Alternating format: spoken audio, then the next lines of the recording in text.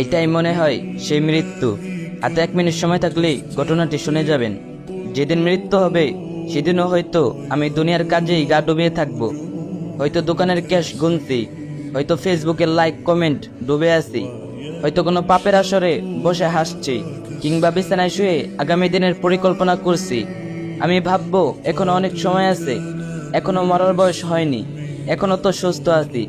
অথচ সেই মুহূর্তেই অদৃশ্য ছায়ার মতো আমার পেছনে দাঁড়িয়ে থাকবে মালাকুল মউত, মৃত্যুর ফেরেশতা। কোনো শব্দ করবে না, কোনো অনুমতি চাইবে না। হঠাৎ করে বুকের ভিতর কাঁপুনি ধরিয়ে দেবে, গলা শুকিয়ে যাবে, চোখের দৃষ্টি ঝাপসা হবে, হাত পা ঠান্ডা হয়ে আসবে। আমি চেষ্টা করব শ্বাস নিতে, কিন্তু শ্বাস যেন কারো শক্ত মুঠোয় বন্দী। মুখ দিয়ে বের হবে কেবল কর্কশ গঙ্গানি।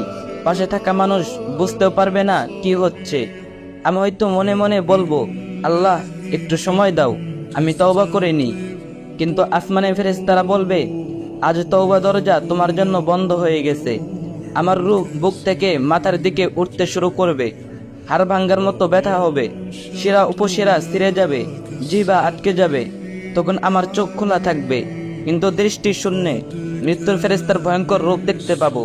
তিনি বলবেন, ওহে গুনাহগার, বের হও আল্লাহর গজবের দিকে।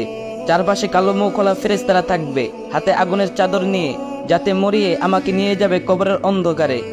দুনিয়ার সবকিছু থাকবে, মোবাইল, টাকা, জমি, ব্যবসা, প্রিয় মানুষ, কেউ যাবে না সাথে।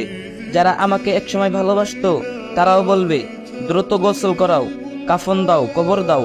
কবরের মাটির ঢেলা আমার মুখে পড়বে, আর সেই অন্ধকার গর্তে একা আমি শুরু করব আযাবের অপেক্ষা।